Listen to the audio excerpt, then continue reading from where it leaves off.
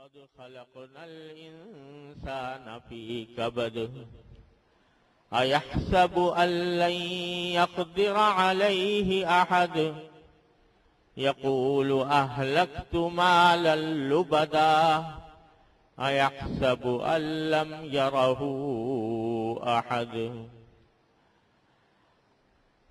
آمنت بالله صدق الله مولانا العظيم وصدق رسوله النبي الكريم ونحن على ذلك من الشاهدين والشاكرين والحمد لله رب العالمين.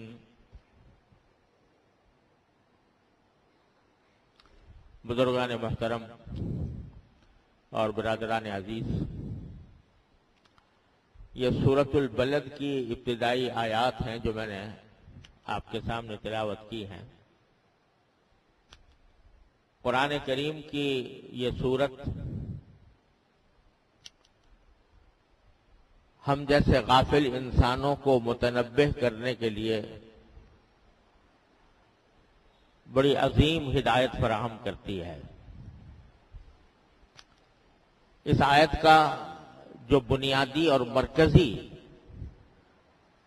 مفہوم اور پیغام اور مضمون ہے وہ در حقیقت ان لوگوں کو غفلت سے متنبہ کرنا ہے جو دنیا ہی کی زندگی کو سب کچھ سمجھے بیٹھے ہیں. ان میں دو قسم کے لوگ ہیں. ایک تو وہ ہیں جن کی ساری دوڑ دھوپ اور جن کی ساری تگ و دو وہ اس میں خرچ ہو رہی ہے کہ دنیا کے اندر کسی طرح زیادہ سے زیادہ راحت، زیادہ سے زیادہ لذت، زیادہ سے زیادہ مزہ حاصل ہو جائے. آخرت کا وہ انکار کرتے ہیں. مرنے کے بعد کی زندگی پر ان کا ایمان نہیں. کافر لوگ یا دہریے لوگ جو خدا کے وجود ہی سے منکر ہیں اور اس بات کے قائل نہیں ہیں کہ مرنے کے بعد کوئی دوسری زندگی آنے والی ہے. لہذا ان کی ساری سوچ اسی دنیا کی راحت اور لذت تک محدود ہے، اور ان کو کبھی یہ خیال نہیں آتا، نہ اس بات کا ان کو عقیدہ ہے کہ میرے اعمال و افعال کا کبھی حساب ہوگا اور مجھے اس کی جواب دہی کرنی پڑے گی. چنانچہ وہ دنیا کے مال و دولت کو اپنے راحت و آرام کے کام میں خرچ کرنے کی فکر میں ہیں. اس کے سے آگے ان کی کوئی فکر کی پرواز نہیں ہے. ایک تو وہ لوگ ہیں جو ایمان ہی نہیں رکھتے. ایک وہ ہے جو ایمان تو رکھتے ہیں. اگر ان سے پوچھو کہ آخرت پر ایمان ہے یا نہیں تو کہیں گے کہ ہے، الحمدللہ. ان سے پوچھو کہ ایک دن اللہ تعالیٰ کے سامنے پیش ہونا ہے کہ نہیں تو کہیں گے کہ ہاں. لیکن یہ عقیدہ بس ایک مرتبہ دل میں پیدا تو کر لیا، لیکن اپنی شب و روز کی زندگی میں اور صبح و شام کی مصروفیات میں اس عقیدے کی کوئی جھلک نہیں پائی جاتی. اس لیے کہ دوڑ دھوپ ان کی بھی اسی حد تک محدود ہے. ان کی دلچسپیوں کا سارا محور بھی یہی دنیا ہی ہے، دنیا کی مال و دولت ہی ہے. اور یہ خیال شاذ و نادر کبھی آتا ہوگا کہ مجھے اللہ تعالیٰ کے سامنے پیش ہونا ہے اور اپنے ایک ایک قول و فعل کا جواب دینا ہے. تو وہ لوگ بھی اس فکر میں ہیں کہ دنیا کی راحتیں حاصل ہو جائیں، اور جب ان کو باوجود اس کے کہ ایمان رکھتے ہیں، لیکن باوجود اس کے کہ اللہ تبارک و تعالیٰ کے سامنے پیش ہونے کا عقیدہ ہے، لیکن اگر کسی نیک کام کی طرف بلایا جائے، کسی گناہ سے اجتناب کرنے کی تلقین کی جائے تو اس طرف نہیں آتے. کیوں نہیں آتے؟ اس لیے نہیں آتے کہ وہ آخرت کی زندگی پر چاہے ایمان رکھتے ہوں لیکن اپنی دلچسپیوں کا محور دنیا ہی کی زندگی کو بنا رکھا ہے، اور کہتے ہیں بھائی یہ تو اگر فلاں کام کریں گے تو اس میں تو بڑی مشقت ہوگی، بڑی محنت ہوگی، دل پر جبر کرنا پڑے گا، تو وہ اس کے لیے تیار نہیں. تو یہ دو قسم کے لوگ ہیں، ایک ایمان رکھ کر دنیا کو مقصود قرار دینے والے، اور ایک وہ جو ایمان ہی نہیں رکھتے. اللہ بچائے. ان دونوں فریقوں کو اللہ تبارک و تعالی نے اس صورت میں متنبہ کیا ہے کہ خدا کے بندو، تم اگر اپنی زندگی پر غور کرو تو بچپن سے لے کر، پیدائش سے لے کر مرتے دم تک کوئی بھی انسان ایسا نہیں ہے جس کو مشقتوں سے، محنتوں سے سابقہ نہ پڑتا ہو. اس کی ساری زندگی محنت اور مشقت ہی سے گزرتی ہے. وہ چاہے محنت اور مشقت اس طرح ہو کہ پیدائش کے وقت میں جب بچہ پیدا ہوتا ہے تو ماں کتنی مشقت برداشت کرتی ہے اس کو پیدائش کے لیے. خود جب صاحبزادے تشریف لاتے ہیں دنیا میں تو روتے ہوئے آتے ہیں. اور ایک عربی شاعر نے بڑی اچھی بات کہی ہے کہ بچہ جو روتا ہوا آتا ہے دنیا کے اندر، حالانکہ پہلے تو ایک بند کوٹھڑی میں تھا، ایسی جگہ تھا بالکل تنگ جگہ پر، اب اسے کشادگی ملی اور وسیع فضا میسر آئی. اس کا تقاضا تو یہ تھا کہ وہ خوش ہوتا اور خوش ہو کر وہ ہنستا ہوا آتا کہ یہ مجھے اس تنگ کوٹھڑی سے نجات مل گئی ہے، اس قید سے میں نکل آیا ہوں، ایک بڑی فضا مجھے میسر آ گئی ہے. ہنسنا چاہیے تھا لیکن روتا ہوا آتا ہے. تو وہ شاعر عربی کا کہتا ہے کہ وہ در حقیقت روتا ہوا اس لیے آتا ہے کہ اس کی فطرت میں یہ بات داخل ہے، اس بچے کی ذہنیت میں اللہ تعالی نے یہ بات پیوست کر دی ہے کہ اب تو جس دنیا میں جا رہا ہے وہاں قدم قدم پر تجھے مشقتیں پیش آئیں گی. وہاں تو پڑا ہوا تھا آرام سے، خود ہی غذا مل رہی تھی، غذا حاصل کرنے کے لیے کوئی تگ و دو کرنے کی ضرورت نہیں تھی، زندہ تھا، سانس لینے کے لیے بھی کوئی مشقت نہیں تھی، خود بخود سانس آ رہا تھا اور خود بخود غذا مل رہی تھی.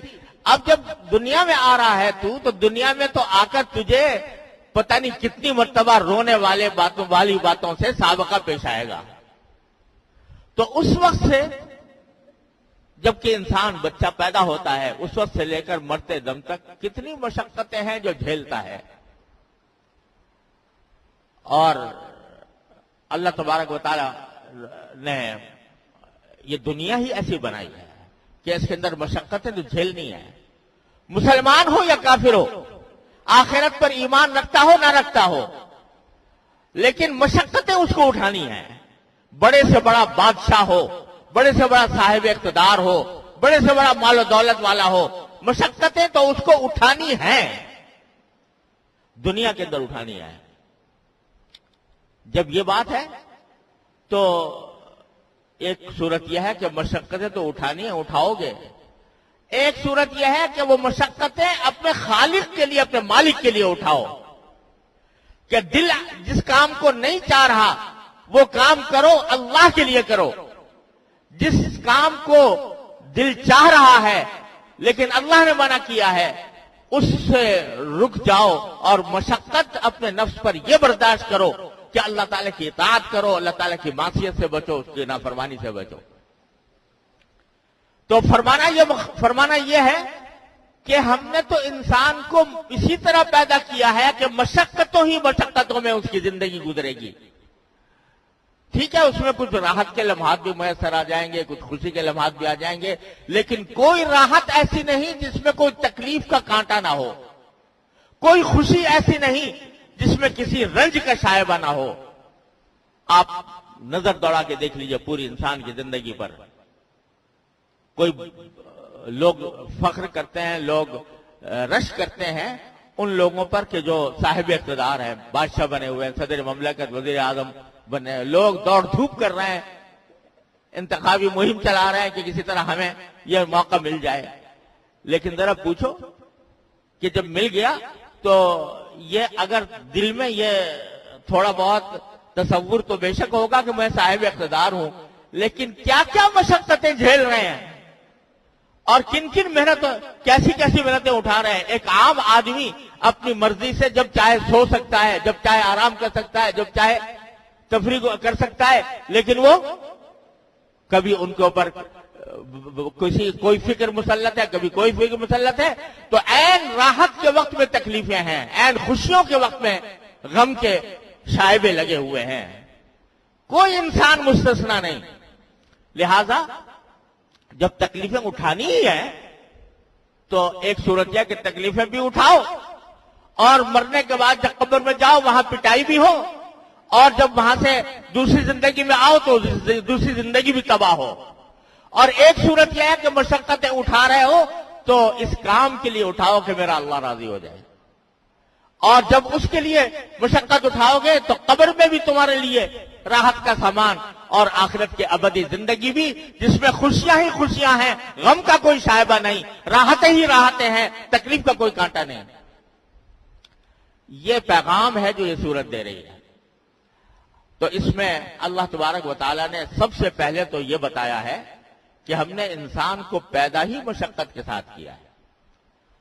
اور پہلے میں اس کا ترجمہ کرتا ہوں سورت کا، اس کے بعد اس کے مختلف حصوں کی انشاءاللہ اللہ تعالیٰ نے توفیق دی تو تشریح کی کوشش کروں گا. فرمایا لا اقسم بہذا البلد، نہیں، یہ قرآن کریم کا ایک اسلوب ہے کہ بعض اوقات کسی قسم کھانے سے پہلے وہ فرماتا ہے نہیں، یعنی وہ در حقیقت انکار ہوتا ہے اس غلط تصور کا یا غلط عقیدے کا جو کسی انسان کے دل میں بیٹھا ہوا ہے. تو یہ جو میں نے آپ کے سامنے عرض کیا کہ دو قسم کے لوگ ہیں، یا تو آخرت کا انکار کرتے ہیں اور اپنے مال و دولت پر بس فخر کرتے ہیں، یا انکار تو نہیں کرتے مگر ان کا طرز عمل آخرت کو بھلائے ہوئے ہے.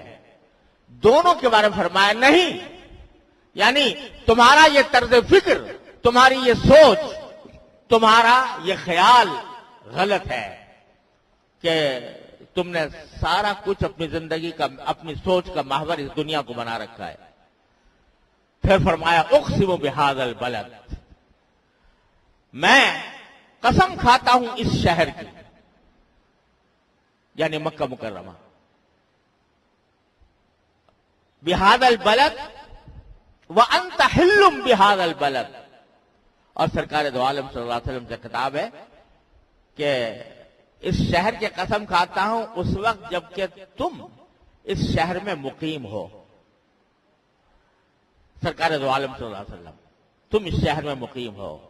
ووالد وما ولد، اور قسم کھاتا ہوں ہر باپ کی، ہر اولاد کی. ان سب قسمیں، تین قسمیں کھا کر فرماتے ہیں لقد خلقنا الانسان فی کبد، ہم نے انسان کو مشقتوں میں پیدا کیا ہے، مشقت میں پیدا کیا ہے. ایحسب ان لن یقدر علیہ احد، کیا انسان یہ سمجھتا ہے کہ کوئی اس کے اوپر قابو نہیں پا سکے گا؟ یقول اہلکت مالا لبدا، کہتا ہے کہ میں نے بہت ڈھیروں مال خرچ کر دیا. ایحسب ان لم یرہ احد، کیا وہ سمجھتا ہے کہ اس کو کسی نے دیکھا نہیں؟ الم نجعل لہ عینین، کیا ہم نے اس کے لیے دو آنکھیں پیدا نہیں کی؟ ولسانم وشفتین، ایک زبان اور دو ہونٹ پیدا نہیں کیے؟ وہدیناہ النجدین، اور اس کو دونوں راستے دکھا دیے، نیکی کا بھی اور بدی کا بھی. فلاقتحم العقبہ، تو ایسا کیوں نہ ہوا کہ وہ گھاٹی میں داخل ہو جاتا. وما ادراک ما العقبہ، اور تمہیں کیا پتا کہ گھاٹی کیا ہے؟ फक्कु रक़बा, गुलामों को आजाद करना, और इत्आमुन फी यौमिन दी मस्ग़बा, या भूख वाले दिन में खाना खिलाना, यतीमन ज़ा मक़रबा, किसी करीबी रिश्तेदार यतीम को, और मिस्कीनन ज़ा मतरबा, या ऐसे मिस्कीन को जो मट्टी में मिल रहा हो। सुम्मा काना मिनल्लज़ीना आमनू वतवासौ बिस्सब्र वतवासौ बिलमरहमा, फिर क्यों ना हुआ कि वो दाखिल हो जाता उन ईमान लाने वालों में जो एक दूसरे को सब्र की वसीयत करते हैं और एक दूसरे को रहम की वसीयत करते हैं। उलाइका अस्हाबुल मैमना, ये लोग वो हैं जो दाएं हाथ वाले हैं। और जिन लोगों ने वल्लज़ीना कफरू भी आयातिना, जिन्होंने हमारी आयतों का इनकार किया, उलाइका हुम अस्हाबुल मशअमा, वो बाएं हाथ वाले हैं। अलैहिम नारुम मुक़्सदा, उनके ऊपर ऐसी आग मुसल्लत होगी जो उनके ऊपर बंद करके रख दी जाएगी। ये तर्जुमा है पूरी सूरत का। शुरू में अल्लाह तबारक व तआला ने 3 कसमें खाई हैं। मैं कसम खाता हूं इस शहर की, यानी मक्का मुकर्रमा, और मक्का मुकर्रमा की कसम खाकर इशारा इस बात की तरफ किया कि मक्का मुकर्रमा का जो शहर है वो अगर देखो तो मशक्कतों से भरा हुआ है।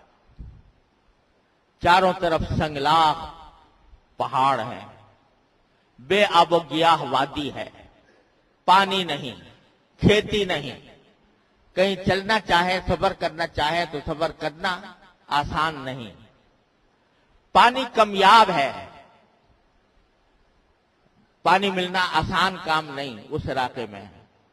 और चूंकि कुरैश मक्का या वो लोग जो यहां पर रह रहे थे, जो रसूल करीम सल्लल्लाहु अलैहि वसल्लम के पहले मुखातब थे, वो मशक्कतें झेलते चले आ रहे थे। मक्का मुकर्रमा के गिरदो नवाह की मशक्कतों का तजर्बा करते चले आ रहे थे।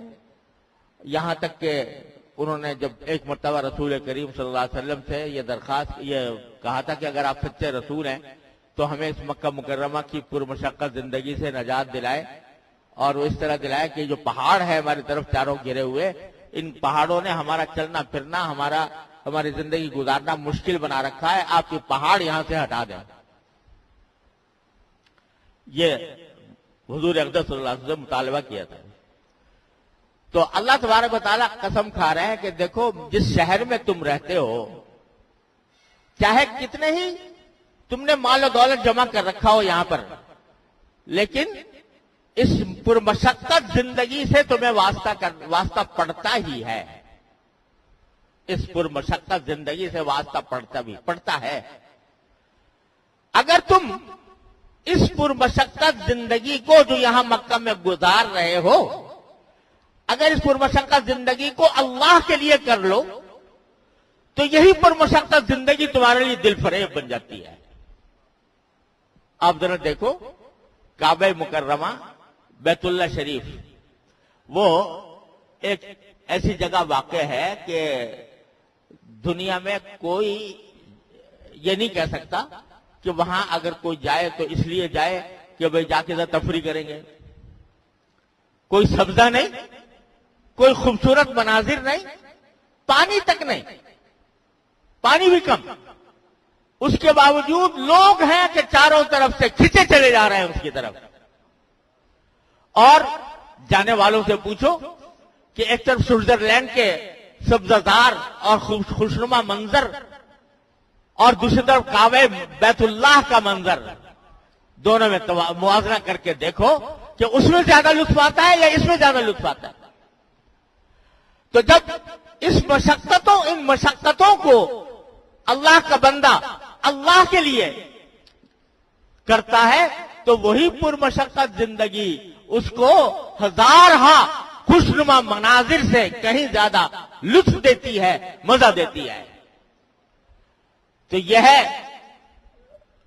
उक़सिमु बिहाज़ल बलद, मैं इस शहर की कसम खाता हूं। क्या माना कि इस शहर के हालात पर अगर गौर करो तो तुम्हें नजर आएगा कि मशक्कतें तो हैं, لیکن جب مشقتوں کو اللہ تبارک و تعالیٰ کے احکام کے تابع کر لیا جاتا ہے وہ مشقتیں لذیذ ہو جاتی ہیں، اس میں لطف آنے لگتا ہے۔ اور یہ اللہ تبارک و تعالیٰ کی سنت ہے کہ جب کوئی بندہ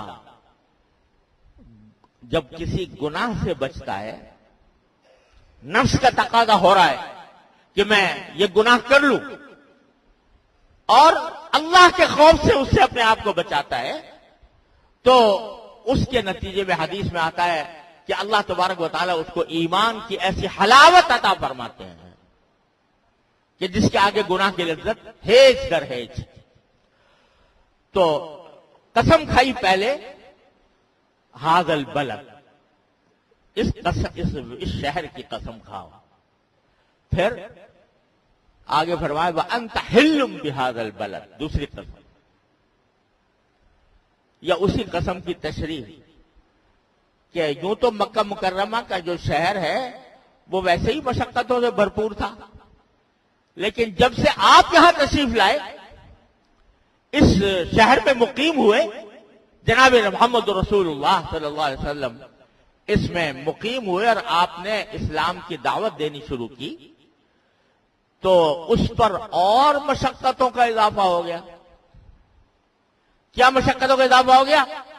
کہ وہی لوگ جو آپ کو صادق کہتے تھے، امین کہتے تھے، جو اپنے جھگڑوں کے فیصلے آپ کے پاس لے جایا کرتے تھے، انہوں نے آپ کے خلاف دشمنی کا محاذ بنا لیا۔ آپ کو کوئی تکلیف ایسی نہیں ہے جو نہ پہنچائی ہو، آپ کے جان کے دشمن، آپ کے مال کے دشمن، آپ کی آبرو کے دشمن۔ تو اس نے اور زیادہ مشقتوں میں اضافہ کر دیا۔ پہلے مکہ مکرمہ تھا ہی مشقت والا شہر، اب جو نبی کریم سرور دو عالم صلی اللہ علیہ وسلم یا آپ کے ماننے والے ہیں، ان کے لیے اس شہر میں اور زیادہ مشقتیں بڑھ گئی۔ وہ یہ کہ یہاں کے لوگ آپ کے مخالف ہو گئے، دشمن بن گئے، اور اس کی وجہ سے آپ کو تکلیفیں پہنچانے لگے، مشقتوں میں اور اضافہ ہو گیا۔ لیکن وہ مشقتیں جو جھیل رہے ہیں حضرات صحابہ کرام رضی اللہ تعالی عنہم اجمعین، جو مشقتیں جھیل رہے ہیں، وہ چونکہ اللہ کے لیے جھیل رہے ہیں، لہذا ان مشقتوں کے صلے میں ان کے لیے دنیا اور آخرت دونوں کے اندر کامیابی ہے۔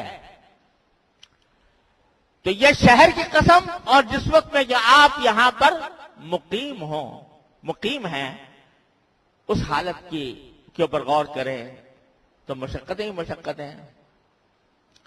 اور اس کا ایک ترجمہ یہ بھی ہو سکتا ہے وَأَنْتَ حِلٌّ بِهَذَا الْبَلَدِ کا، کہ آپ کو ان کافروں نے اس شہر میں آپ کی جان و مال اور آبرو کو حلال کر رکھا ہے، یعنی اس بات میں کوئی بات محسوس نہیں کرتے کہ آپ کو تکلیف پہنچائیں، آپ کے خلاف قتل کے منصوبے ہو رہے ہیں، آپ کو گرفتاری کے منصوبے ہو رہے ہیں، آپ کو حلال کر رکھا ہے، یعنی آپ کی جان اور آبرو کو حلال کر رکھا ہے۔ وَأَنْتَ حِلٌّ بِهَذَا الْبَلَدِ، تو دیکھو کتنی مشقتیں ہیں۔ پھر فرمایا وَوَالِدٍ وَمَا وَلَدَ، اور قسم ہے باپ یا ماں کی دونوں مراد ہو سکتے ہیں، جو بچہ جن سے پیدا ہوتا ہے، اور وما ولد، اور جو اولاد پیدا ہوتی ہے باپ یا ماں سے، اس کے اوپر غور کر لو، اس کی قسم، یعنی اس کے اوپر غور کر کے دیکھو تو پتہ چلے گا کہ ہم جو آپ جو بات کر رہے ہیں اس کی شہادت مل رہی ہے۔ جیسے میں نے ابھی عرض کیا کہ ماں مشقتیں اٹھاتی ہے، اور مشقتیں اٹھاتی ہے اس لیے اٹھاتی ہے تاکہ اولاد ہو جائے۔ اگر وہ مشقتیں جو ہو رہی اٹھا رہی ہے، تکلیف ہو رہی ہے، درد ذہ ہو رہا ہے، اگر کوئی اس سے کہے کہ بھائی میں دعا کرتا ہوں کہ تمہیں کبھی یہ تکلیف نہ ہو، تو جس کا مطلب کیا ہوگا کہ تمہارے کبھی اولاد نہ ہو۔ کوئی عورت گوارا کرے گی اس بات کو کہ کوئی دوسرے کا اس کو پیشکش کرے کہ تمہیں یہ تکلیف نہ اٹھانی پڑے؟ کبھی گوارا نہیں کرے گی۔ اگر نہیں ہو رہا تو دعائیں مانگے گی، معالجوں کے پاس جائے گی، ڈاکٹروں کے پاس جائے گی، حکیموں کے پاس جائے گی کہ کسی طرح مجھے درد ذہ ہو جائے، اس درد کو باقاعدہ دعوت دیتی ہے، باوجود اس کے مشقت ہے لیکن وہ مشقت اٹھاتی ہے۔ اور وما ولد، بچہ پیدا ہوتا ہے تو وہ مشقت اٹھاتا ہے، جیسے میں نے ابھی عرض کیا۔ تو لیکن اگر یہی مشقت آدمی اللہ کے لیے برداشت کر لے اور اس مشقت کا رخ اللہ کو راضی کرنے کے لیے کر لے، کس طرح کہ ماں بیٹے کی یا اولاد کی آرزو بھی کرتی ہے اور اس کے لیے مشقت بھی اٹھاتی ہے، نیت یہ کرے کہ یا اللہ میرے بچہ جو پیدا ہوگا میں آپ کے دین کے اوپر اس کو چلانے کی کوشش کروں گی اور اس کو دین کا فرما بردار بنانے کی کوشش کروں گی، دین کا خادم بنانے کی کوشش کروں گی۔ تو یہی مشقت جو وہ اٹھا رہی ہے، اس کا روح جب پھیر دیا تو وہ مشقت اس کے لیے آخرت کا ذخیرہ بن گئی۔ تو فرمایا قسم ہے اس شہر کی جبکہ تم اس شہر میں مقیم ہو، قسم ہے ماں یا باپ کی، اور قسم ہے اس اولاد کی جو وہ پیدا کرے کہ لقد خلقنا الانسان فی کبد۔ ان تین قسموں کے بعد بھی اللہ تعالیٰ نے مزید تاکید کے لیے اور عربی کے لحاظ سے لقد کا لفظ بڑھایا کہ ضرور بھی ضرور ہم نے انسان کو پیدا کیا ہے مشقت میں۔ مشقت سے چھٹکارا کسی انسان کے لیے ممکن نہیں، کتنا بڑا سرمایہ دار ہو، کتنا بڑا دولت مند ہو، کتنا صاحب اقتدار ہو، یہاں تک کہ نیک ہو، اللہ کا ولی ہو، نبی ہو، پیغمبر ہو، مشقتوں سے چھٹکارا نہیں، کسی حال میں چھٹکارا نہیں۔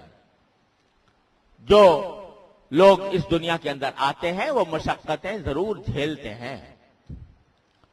بڑے بڑے سرمایہ داروں کو دیکھو، بظاہر تو دولت کے انبار لگے ہوئے ہیں لیکن کیا کیا فکریں مسلط ہیں ان کے دل و دماغ کے اوپر، اور دولت کو حاصل کرنے کے لیے، اس کو محفوظ رکھنے کے لیے اور اس کو اپنی بدنامی اور بے عزتی کا ذریعہ بنانے سے بچنے کے لیے کیا کیا جتن کرتے ہیں۔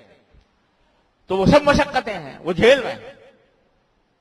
تو ہم نے انسان کو مشقت پیدا کیا، جب مشقت پیدا کیا تو اسی میں یہ پیغام پنہا ہے کہ ان مشقتوں کو سے تو گزرنا ہے لیکن مشقتوں کا رخ اللہ کی طرف پھیر دو۔ پھر فرمایا کہ اَيَحْسَبُ أَن لَّن يَقْدِرَ عَلَيْهِ أَحَدٌ، کیا اس سب کے باوجود جو دیکھ رہے ہو کہ مشقتوں میں تو گزرنا ہی ہے، کیا انسان یہ سمجھتا ہے کہ کوئی اس پر قدرت نہیں پائے گا؟ یعنی ہم اس بات پر قادر نہیں ہوں گے کہ اس کو مرنے کے بعد دوبارہ زندہ کریں اور اس سے اس کی دنیا کے اندر جو کچھ کیا ہے اس کا جواب لیں؟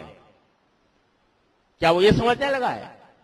یحسبو کا لفظ ہے جس میں جیسے میں نے عرض کیا دونوں باتیں داخل ہیں، ایک وہ جو اس کا اعتقاد ہی نہیں ہے آخرت کا، ایک وہ اعتقاد تو ہے لیکن دل پر خیال نہیں گزرتا، کبھی سوچتا نہیں، غفلت کی زندگی گزار رہا ہے اور یہ خیال نہیں آتا کہ کسی وقت مجھے اللہ کے سامنے جواب دینا۔ اَيَحْسَبُ أَن لَّن يَقْدِرَ عَلَيْهِ أَحَدٌ يَقُولُ أَهْلَكْتُ مَالًا لُبَدًا، کہتا ہے کہ میں نے ڈھیروں مال خرچ کر دیا، یعنی میں نے اس دنیا میں راحت حاصل کرنے کے لیے، لذت حاصل کرنے کے لیے، عیش و آرام حاصل کرنے کے لیے بڑے پیسے خرچ کیے۔ جب بڑے پیسے خرچ کیے ہیں تو بس مجھے اور کچھ کرنے کی ضرورت نہیں ہے، یہ پیسہ ہی مجھے سب کچھ کروا دے گا اور اس پیسے کے نتیجے میں راحتیں بھی حاصل کروں گا، لذتیں بھی حاصل کروں گا۔ بہت پیسہ خرچ کر دیا۔ اَيَحْسَبُ أَن لَّمْ يَرَهُ أَحَدٌ، کیا وہ گمان کرتا ہے کہ اس کو کسی نے دیکھا نہیں؟ کسی نے دیکھا نہیں، یعنی اللہ نے دیکھا نہیں جب پیسے کس طرح کما رہا تھا اور کس طرح خرچ کر رہا تھا اور کس تصور میں دن رات اس نے کھپائے ہوئے تھے، کیا کوئی دیکھنے والا نہیں؟ اَيَحْسَبُ أَن لَّمْ يَرَهُ أَحَدٌ۔